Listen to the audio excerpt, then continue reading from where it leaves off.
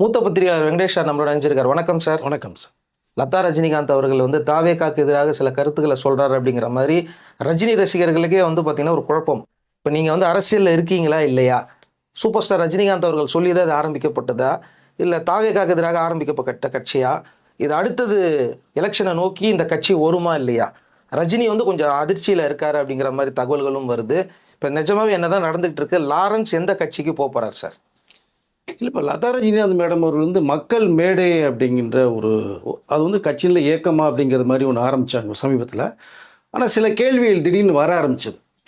ஏன்னா இத்தனை வருடங்களாக இல்லாமல் திடீர்னு ஏன் இப்போ மக்கள் மேடை ஆரம்பித்து திடீர்னு ஒரு குரல் கொடுக்குறாங்க அப்படிங்கிற விஷயம் படம் பேசும்போது ரஜினி சாரே வரல, லதா ரஜினிகாந்த் மேடம் எதுக்கு வர்றாங்க இந்த நேரத்தில் அப்படிங்கும்போது ஒரு இன்டர்வியூ கொடுக்கப்பட்ட ஒரு விஷயம் வருது.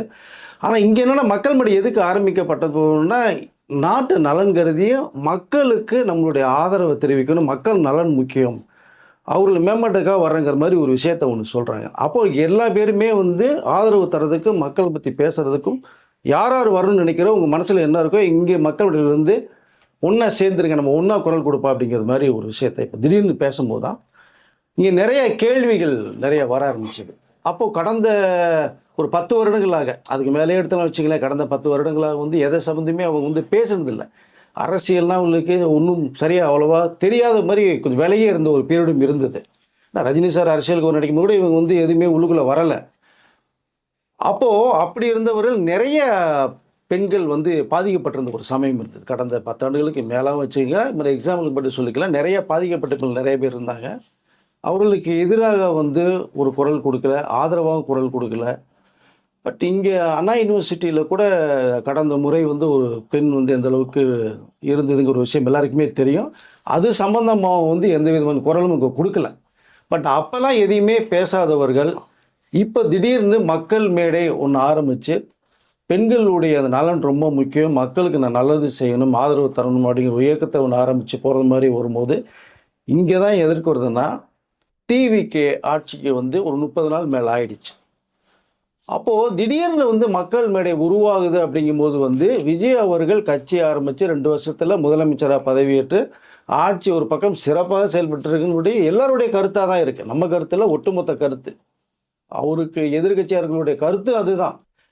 ஆனால் இங்கே லதா ரஜினிகாந்த் இந்த நேரத்தில் ஆரம்பிக்கப்படும் போது இந்த மக்கள் மேடை எதை நோக்கி அப்படிங்கிற கேள்வி வருது. அவர்கிட்ட கேள்வியும் கேட்கப்படுது. இத்தனை தான் நீங்கள் வராமல் இப்போ உடைய நோக்கம் என்ன? இல்லை, நான் முன்னாடியே இருந்தேங்க, முன்னாடி ஆரம்பிச்சிருக்கேங்க, பண்ணியிருக்கேங்கன்றாங்க.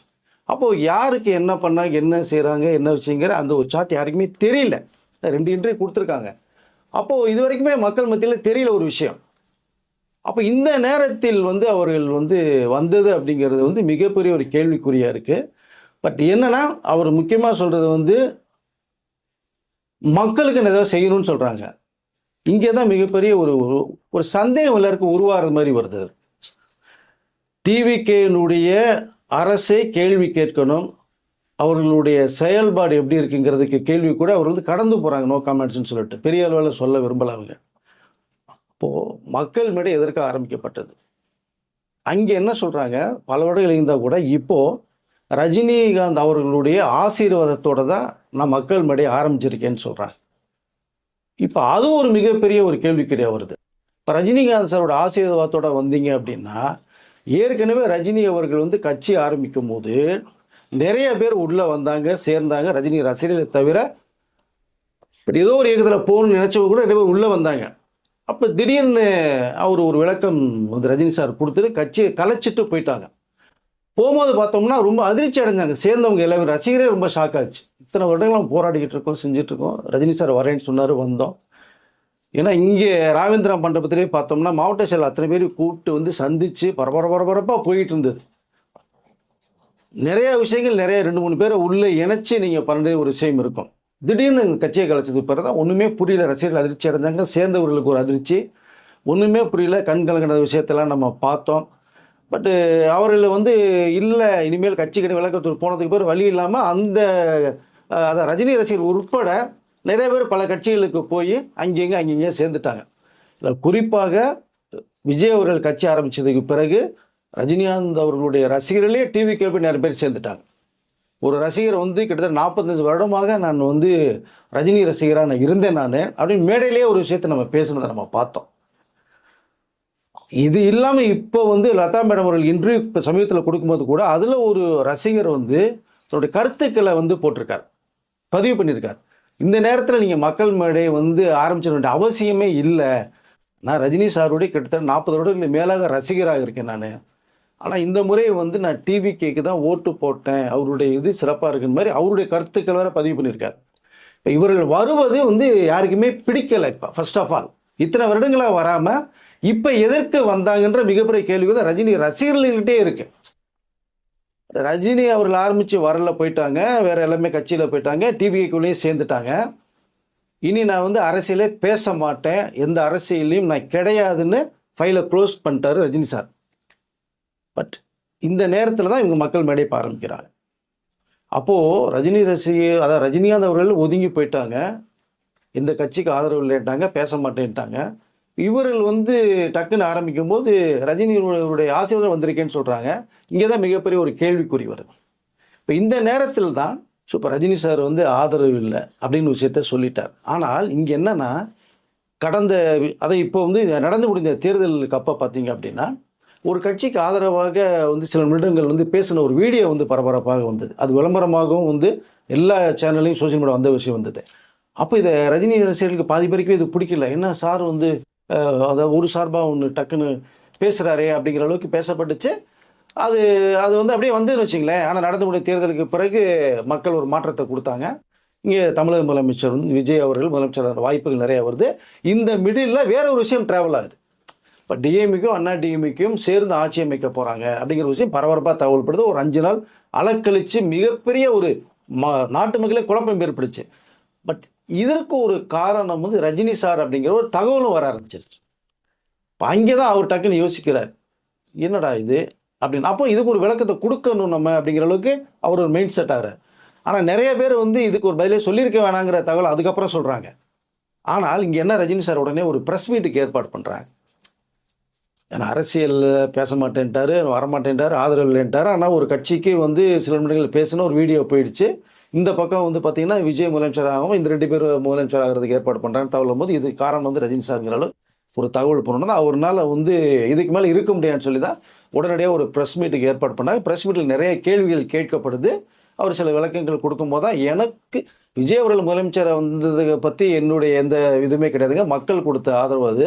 பட் எனக்கு வந்து விஜய் அவர்கள் முதலமைச்சர் எனக்கு என்ன பொறாமை இருக்குது, எனக்கு எந்த பொறாமையுமே கிடையாது அப்படிங்கிற விஷயத்தை தெளிவுபடுத்திட்டாங்க.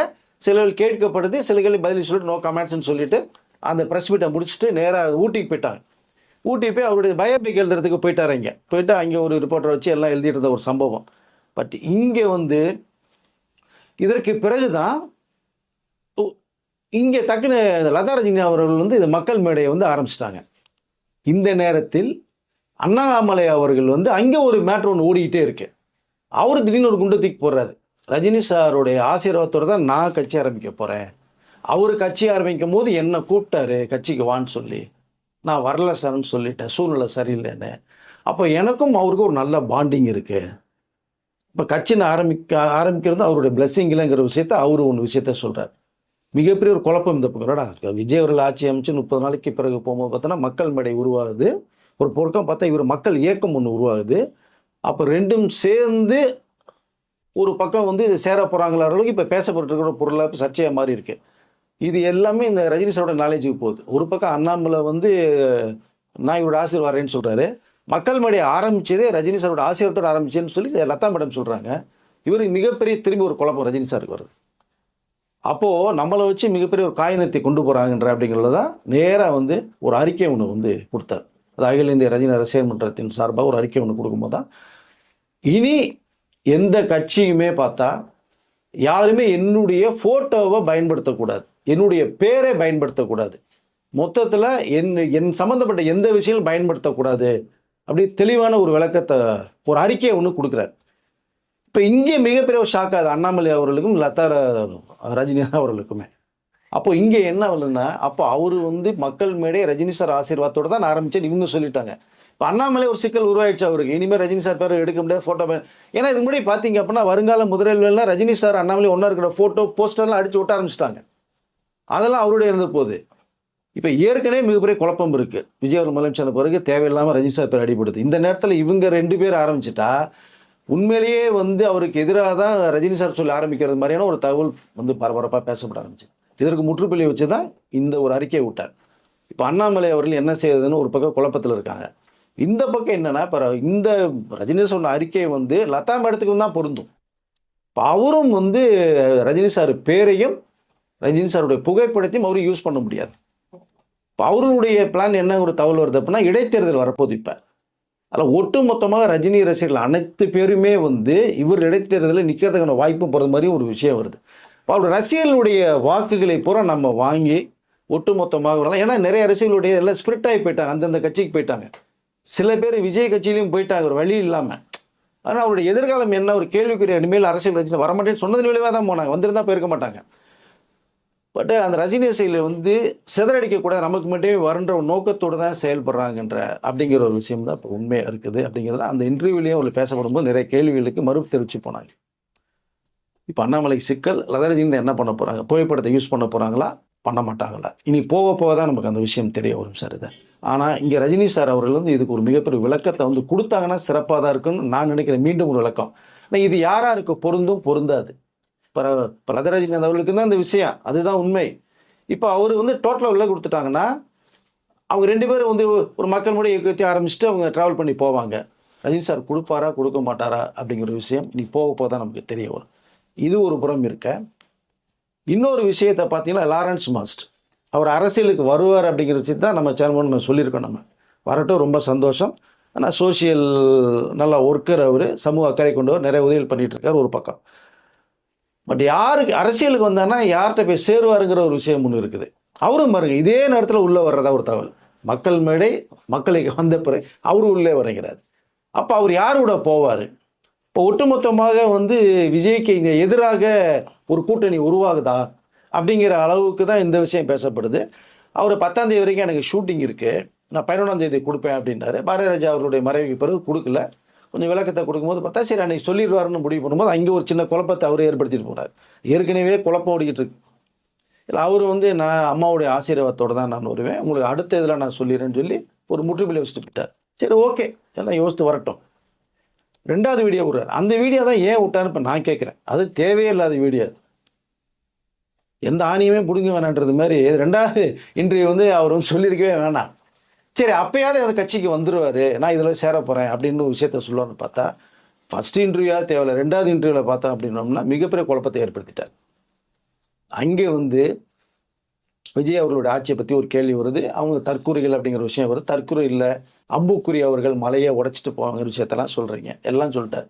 எப்போ நீங்கள் உள்ளே வர போகிறீங்க, அரசியல் கட்சியில் யாரோட சேர போகிறீங்க போது பொறுத்துருங்க நான் சொல்லுவேன்னு சொல்கிறாரு. இது எதுக்கு பொறுக்கணும்னு எனக்கு ஒன்றும் புரிய மாட்டேங்குது. அப்போ என்ன சொல்கிறாரு, நான் ஒரு மேடை அமைச்சு மக்களை கூப்பிட்டு, அவர் ஏற்கனவே மக்களை கருத்து கேட்டார், நீங்கள் வாங்கன்னு சொல்லிட்டாங்க, அதோட முடிஞ்சு போச்சு. திரும்பி மக்களை பூரா கூப்பிட்டு, ரசிகர்களை பூரா கூப்பிட்டு, முன்னாடி எல்லாம் உட்கார வச்சு, அம்மா மேடையில் உட்கார வச்சு, அப்போ தான் நான் சொல்லுவேன்னு சொல்லி, இது எதுக்கு இது? தனி கட்சி ஆரம்பிக்க போகிறதா கூட பரவாயில்ல, இது ஒரு அரசியலுக்குள்ளே தான் வர்றீங்க, ஒரு கட்சியில் நீங்கள் சேர போகிறதா ஒரு தகவல், யாரோட போக போகிறீங்க, அது சர்ப்ரைஸாக வச்சுருக்காரு. சர்ப்ரைஸ் தேவையில்லை, அவருடைய இமேஜ் வந்து கொஞ்சம் காலியாகிடுச்சு 2வது இன்டர்வியூவில். இங்கே தற்கொலைன்ற ஒரு விஷயத்தை கேட்கும்போது அவருடைய ஆட்சி எப்படி சிறப்பாக நடைபெற்று இருக்கு விஜய் அவரோட ஆட்சின்னு கேட்கும்போது அங்கே ஜென்ரலாக வந்து ஏதோ ஒன்று அப்படி சொல்லிட்டு கடந்து போயிருக்கலாம் அவர். அது ஒரு வாடகை வீட்டுக்கு போகும்போது வாடகை வீட்டில் இருக்கிற ஒரு விஷயத்தை சொல்கிறாரு, ரைட் ஓகே. அந்த தெருநாய்களை பற்றி ஒரு மேட்ரு ஓப்பன் பண்ணுறாரு. இங்கே தான் மிகப்பெரிய சர்ச்சை உருவாது. இந்த தெருநாய் யார்? பிஸ்கட்டையும் பிரியாணியும் போட்டால் போதும், வாலாட்டிக்கிட்டு எல்லாம் அவர் மக்களை நோக்கி சொல்கிறாரா, இல்லை விஜய் அவர்களே விமர்சனம் செய்கிற அரசியல் கட்சியை சொல்கிறாரா, இல்லை மொத்தமாக அரசியல் கட்சிகளையும் சேர்ந்து தான் அப்படி சொல்கிறாரா அப்படிங்கிற ஒரு 1 to 3 பாயிண்ட்ஸ் இருக்குது. 1 to 3ல் எதுங்கிறத அவர் தெளிவாக சொல்லணும். ஆனால் ஒரு ட்விட்டர் ஒன்று போட்டிருக்கார், நான் சொன்னது இதுன்னு ஓகே. ஆனால் இன்னும் ஒரு விளக்கம், தெளிவான விளக்கம் கொடுத்தா சிறப்பாக இருக்குன்னு தான் நான் நினைக்கிறேன். ஏன்னா அந்த மேட்ரு தேவையில்லை. நீங்கள் வீடு வாடகை வரைக்கும் போகிறீங்க, சரிங்க, செட் ஆகிறதுக்கு ஒரு 6 மாதம் ஆகணும், அது நியாயமானது. இந்த திருநாய் மேட்ரு எதுக்கு இழுத்தான்னு தெரியல. போகிற போக்கில் வந்து சுத்த விட்டால் தமிழ்நாடு பூரா இப்போ பெரிய இஷ்யூவாகி பிரச்சனையாக போயிட்டுருக்காத. பட் இங்கே இனிமேல் வந்து லாரன்ஸ் அவர்கள் அரசியலுக்கு வந்தாலும் எடுபடுமா எடுபடாதுங்கிறது தெரியல. இப்போ டோட்டலாக அதில் வந்து அவர் இமேஜ் அவரே வந்து டோட்டலாக காலி பண்ணிட்டார். இன்னொரு விஷயம்னு சொல்லிக்க விரும்புகிறேன். இங்கே ரஜினி சாருடைய முழு ஆசீர்வாதத்தோடு தான் நான் உள்ளே வருவேன்னு சொல்கிறார். ரைட், ஓகே, நல்ல விஷயம், தப்பு இல்லை. ஏன்னா ரஜினிகாந்த் அவர்களுடைய ஆதரவில் தான் நீங்கள் ஒரு டான்ஸ் மாஸ்டராக உருவானீங்க, ஒரு ஃபைட் மாஸ்டருக்கு அசிஸ்டண்டாக இருக்கீங்க. இப்போ வந்து ஹீரோ ஹீரோயின் கிட் டைரக்டர்லாம் ஒரு அசிஸ்டண்ட் இருப்பாங்க. அந்த மாதிரி இருந்தவர் தான் லாரன்ஸ். ஃபஸ்ட்டு சினிமாவில் வரும்போது டான்ஸ் மாஸ்டருக்கு அசிஸ்டண்டாக இருக்கீங்க. அசிஸ்டன்ட் மீன்ஸ்னால் அவர் கேட்கும்போது காஃபி கொடுக்கணும், டீ கொடுக்கணும், சாப்பாடு எடுத்து வைக்கணும், சாப்பிடணும், இதுதான் உங்களுடைய வேலை. அந்த நேரத்தில் தான் டான்ஸ் மாஸ்டர், அதாவது டான்ஸ் ஆடிக்கிட்டே நிறைய வேலை பண்ணுவாராங்க. அப்போது ரஜினி சார் படம் ஒர்க் பண்ணும்போது இவர் வந்து ஒர்க் பண்ணுறார். அப்போ இதை பார்த்துட்டு தான் ரஜினி சார் வந்து ஒரு வாய்ப்பை தர்றாரு. இது எதுக்கு சொல்கிறேன்னா, அவர்னால வந்தேன் அப்படிங்கிற விஷயம் ஆசீர்வாதத்தோடு சொல்கிறார் இல்லையா. அப்போ அது என்ன ஆசீர்வாதங்கிறது நம்ம சொல்லணும். அப்போ ரஜினி சார்லாம் இந்த நிலைமைக்கு வந்தேன் அப்படின்றார். ஓகே, நல்ல விஷயம். ஆனால் இங்கே தான் ஒரு சிக்கல் உருவாயிருக்கு. இப்போ டிவிக்குள்ளே போவார், விஜய் அவருடைய கட்சியில் போவாருன்னு தான் எல்லாம் நினச்சிட்டு இருந்தாங்க. இப்போ ரஜினி சாரோட ஆசீர்வாதத்தோடு நான் போவேன்னு வந்தால் இங்கே அவருக்கு அவரே வந்து நடுவில் ஒரு சின்ன பள்ளத்தை தோண்டிட்டார். இப்போ பள்ளத்தை தாண்டி வரணும், மிகப்பெரிய சிக்கல் உருவாயிடுச்சு. நான் டீட்டெயில் எக்ஸ்போஸ் பண்ண வேண்டியதில்லை நான் நினைக்கிறேன். கண்டிப்பாக வீடியோ பார்வர்களுக்கு புரியும் இது. அதனால் லாரன்ஸுடைய அரசியல் வாழ்க்கை இப்போ மிகப்பெரிய கேள்விக்குறியாக இருக்குது அப்படிங்கிறத நான் சொல்லிக்க விரும்புகிறேன். இது ஒரு பக்கம் இருக்க, இன்னொரு பக்கம் வந்து இந்த மாஸ்டர் மகேந்திரன் தேவையில்லாமல் ஆப்பு வந்து அவருக்கு அவரே வச்சுக்கிட்டாருன்னு தான் சொல்ல முடியும். என்னன்னா இந்த கரண்ட் மேட்ரு இப்போ தமிழகத்தில் தலை விரிச்சாடுது, பேயாட்டாடுது. கரண்ட் இல்லைன்னா ரொம்ப ரொம்ப கஷ்டம். நம்மளே நிறைய விஷயம் சொல்லியிருக்கோம். கரண்ட் ஏன் கட்டாது, எதனால் பண்ணுறாங்க, யார் யார் பண்ணிகிட்டு இருக்கான்னு விஷயத்த. இங்கே எதனால் கட்டாது, ஏன் யார் கட் பண்ணுற என்னங்கிற விஷயத்த மாதம் மகேந்திரன் சொல்லியிருந்தாருன்னா சிறப்பாக இருந்திருக்கும். அதான் போய் நீங்கள் முதலமைச்சர்கிட்ட போய் கேட்டால் கரண்ட்டு வந்துருமா, 6 மாதம் பொறுத்திருக்க மாட்டிங்களா, கரண்ட் இல்லாமல் இருக்க மாட்டிங்களா, இதுக்கு முன்னாடியெல்லாம் இல்லையா நீங்கள் அப்படிங்கிற மாதிரிலாம் மக்களை ஒரு கேள்வி கேட்டு அவங்களே நொந்து நூலாக போயிருக்காங்க. கரண்ட் எல்லாம் கஷ்டப்பட்டு உன் வீட்டில் இதில் வந்து என்னென்னா சோலார் வேணுன்றார். இது கொச்சின் ஏர்போர்ட்டை கம்பேர் பண்ணி நானும் கொச்சின் போயிருக்கேன், ஃப்ளைட்டில் போயிருக்கேன், கொச்சின் ஏர்போர்ட்டை பார்த்துருக்கேன். ஏசியாவிலே பிக்கஸ்ட்டு ஏரோட்ராம், அது எல்லாம் okay, full solar system. Right, ஒவ்வொரு ஸ்டேட்டுக்கும் ஒவ்வொன்று இருக்கும். பட் இங்கே எல்லா வீட்லேயும் சோலார் வாங்கி வச்சுங்க அப்படின்ற. சரி, சோலார் வாங்க வந்து ஒரு 3 லட்ச ரூபா எல்லா வீட்டுக்கு கொடுப்பாரு மகேந்திரன். நான் கேட்குறேன், பேசுகிற அசால்ட்டாக பேசிட்டு போயிட்டார். வேணுமா கரண்ட் எங்கள் வீட்டில் எடுத்துங்கன்றார். இப்போ கேட்டோம்னா கரண்ட் என் வீட்டில் இருக்குது, வேணும்னா யூஸ் பண்ணணும். அப்போ உனக்கு வேணாமா? ஒரு 3 நாள் கரண்ட் இல்லாமல் இருறேன். ஸோ இன்வெர்டர் யூபிஎஸ் இல்லாமல் நீ ஒரு 3 நாள் கரண்ட் இல்லாமல் தூங்கி பாருங்கள், மகேந்திரன் தூங்குவாரா? தேவையில்லாமல் வந்து அவர் ஒரு விஷயத்தை பேசி விஜய் அவர்கள் ஆதரித்து பேசுகிறாரு, உள்குத்தி பேசுகிறாருன்னு ஒன்றும் புரியல. அவர் தேவையில்லாமல் அந்த ஒரு மேட்டரை பண்ணி இப்போ அது வந்து நான் ஒரு கண்ணோட்டத்தில் சொன்னேன்னு சொல்லி ஒரு மன்னிப்பு ஒன்று கேட்குறாரு. ஆனால் இங்கே நாட்டு நடப்புகளில் மிகப்பெரிய பிரச்சனை மின்வெட்டு பிரச்சனை. அதுவே வந்து அமைச்சர் நிர்மல்குமார் ஏகப்பட்ட இன்ஸ்ட்ரக்ஷன் எடுத்துக்கிட்டு ஆய்வுகளை மேற்கொண்டு 2 பேரும் சஸ்பெண்ட் செய்யப்பட்டு தீவிரமாக நடத்திக்கிட்டு இருக்காங்க. கரண்ட்டு மின்கட்டு வராமல் இருக்குன்னு பாடுபட்டு இருக்கும்போது இந்த நேரத்தில் மகேந்திரன் சொன்னது அவர் மாஸ்டராகவே தான் இருக்கார், மெச்சூரிட்டி இல்லாத மகேந்திரன் இருக்காருன்னு தான் நான் சொல்லிக்க விரும்புகிறேன் சார்.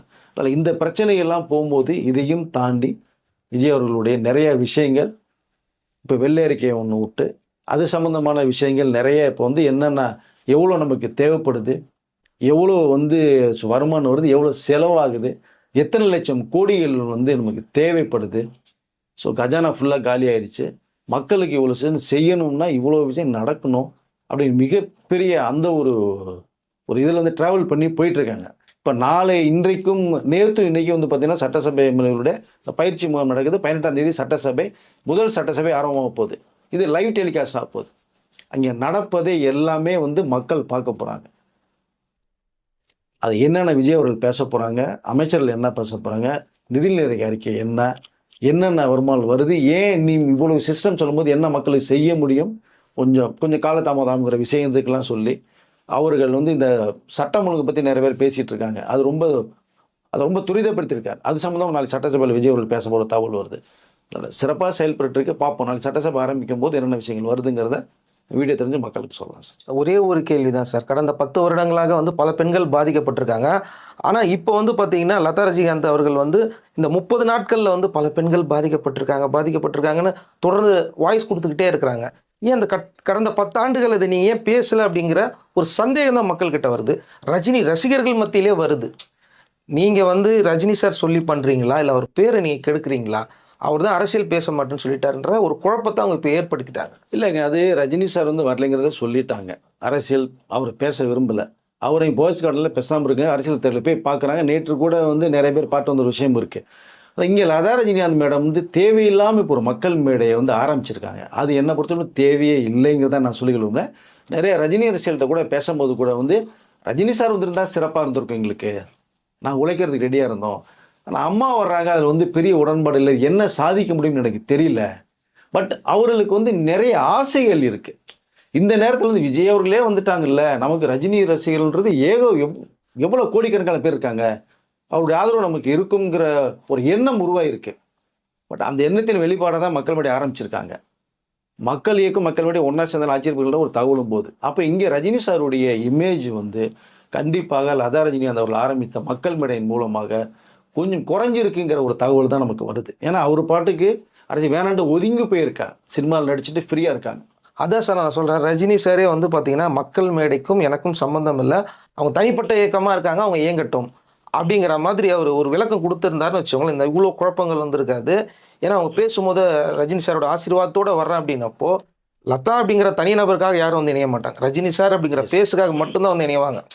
அதனால தான் நம்ம சொல்கிறோம், இந்த பாயிண்ட்ஸ் எல்லாமே வந்து பார்த்தீங்கன்னா அவருக்கு மைனஸாக போகுது அப்படிங்கிறது தான் நம்ம இங்கே எடுத்து சொல்கிறோம். அதான் அவர் கிளாரிட்டி பண்ணணும் அப்படின்றோம். அதாங்க, இதுக்கு முன்னாடி இவங்க பேசியிருந்தாங்கன்னா அது இப்போ இந்த கேள்வியில் வந்திருக்காது. பெண்களுக்காக எப்போவுமே குரல் கொடுப்பவர்கள் நீங்கள் ஃபீல்டு ஒர்க் பண்ணணும். ஃபீல்டு ஒர்க் பண்ணி நீங்கள் எல்லா ஊர்களுக்கும் போய், முக்கியமாக திருச்சி, மதுரை, திருநெல்வேலி, கன்னியாகுமரி, தூத்துக்குடி, கோயம்புத்தூர் போயிட்டு நீ பிரச்சாரம் பண்ணி மக்கள்கிட்ட உள்ளே போயிருந்தீங்கன்னா உங்களுக்கு சிறப்பாக இருந்திருக்கும். நம்ம சென்னையிலேயே இருந்துட்டு நான் இங்கே பண்ணேன் அங்கே பண்ணேன் தான் சொல்கிறாங்க. பட் ஆனால் இங்கே வந்து ரஜினி சார் ஒரு அறிக்கையை விட்டுட்டாங்க, புகைப்படத்தை பேரை யூஸ் பண்ணக்கூடாது. அதை லதா ரஜினிகாந்த் மேடத்திற்கும் அது பொருந்தும், அதுதான் நிஜம். அவங்க பயன்படுத்த மாட்டாங்க, பேரை யூஸ் பண்ண மாட்டாங்க நான் நினைக்கிறேன். ஆனால் ஆசீர்வாதத்தோடு ஆரம்பிச்சிருக்கேன்னு ஒரு விஷயத்தை வேற சொல்கிறாங்க. இப்போ ரஜினி சார் தான் இதுக்கு இன்னொரு தெளிவான விளக்கத்தை கொடுத்தாங்கன்னா, அவர் மேலே இருக்கிற சில விஷயங்கள் சர்ச்சைக்குள்ள விஷயங்கள் போய்கிட்டு இருக்கு. அது நிப்பாட்டுறதுக்கு வந்து ஒரு அறிக்கை, மீண்டும் அறிக்கை தேவைப்படும் தான் நான் நினைக்கிறேன். இல்லைன்னா அந்த சர்ச்சை உண்மையான மாதிரி இவங்க பேசுறதுக்கு அதுவும் இப்போ கனெக்ட் பண்ணி பேசுகிறாங்க. அப்போ இவங்க வர்றாங்க அப்படின்னா அப்போ நீங்கள் நடந்த சர்ச்சையும் எல்லாம் உண்மைதான் போலகுதுன்ட்டு திரும்பவும் எல்லாரும் அங்கே பக்கமே திரும்பி பார்க்குறாங்க. அடுத்தது இந்த ராகவ லாரன்ஸ் அவர்கள் ரஜினி ஆசையோடு உள்ளே வர்றாரு அப்படிங்கிறப்போ ரஜினி ரசிகர்களும் அதிர்ச்சி ஆகிறாங்க, விஜய் ரசிகர்களும் அதிர்ச்சி ஆகிறாங்க. என்ன சார் நீங்களும் இப்படி குழப்புறீங்களே அப்படிங்கிற மாதிரி.